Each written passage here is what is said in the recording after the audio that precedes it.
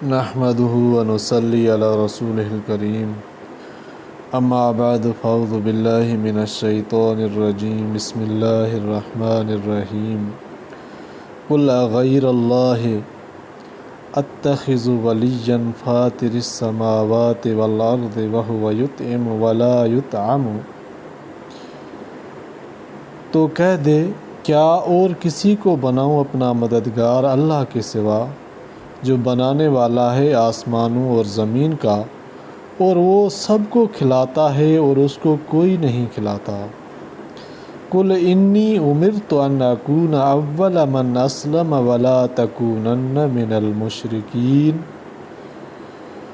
کہہ دے مجھ کو حکم ہوا ہے کہ سب سے پہلے حکم مانو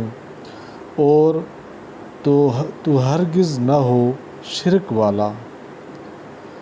اللہ تعالیٰ قرآن پاک کو سمجھنے کی توفیق عطا فرمائے۔